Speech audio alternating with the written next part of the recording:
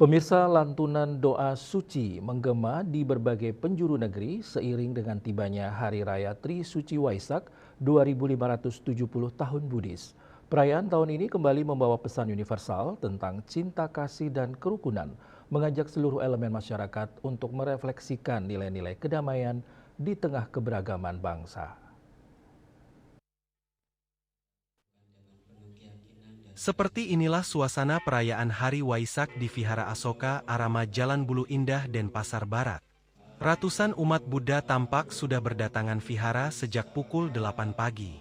Perayaan diawali dengan ritual pradaksina, di mana umat Buddha mengelilingi vihara beberapa kali diringi doa-doa, dan mempersembahkan bunga di depan altar Sang Buddha. Pradaksina ini dipimpin oleh seorang bhikkhu di garis terdepan didampingi 3 pandita.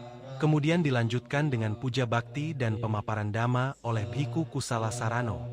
Pandita Made Eka Jaya, si upacara Vihara Asoka Arama mengatakan, berdasarkan kalender Buddhis, bulan Waisaka, Waisak Minggu tanggal 31 Mei 2026 hari ini adalah puncak peringatan Hari Waisak, yakni rangkaian 3 kejadian atau Tri Suci Waisak, yakni kelahiran Pangeran Siddhartha Gautama, pencapaian sempurna kebudayaan beliau dan parinibbana atau kemangkatan beliau, dan hari ini juga merupakan 2570 Buddhis era di tahun 2026. Sebelum Hari Waisak, umat Buddha juga melakukan sejumlah rangkaian kegiatan seperti pendalaman dhamma selama sebulan penuh melalui mendengar ceramah-ceramah dhamma dari bihu dan pandita. Kemudian ada juga kegiatan patidana atau perbuatan berjasa yang ditunjukkan kepada para leluhur yang ada hubungan karma dengan kita. Untuk tema Waisak tahun ini adalah menapaki jalan mulia bersumbangsih bagi negara.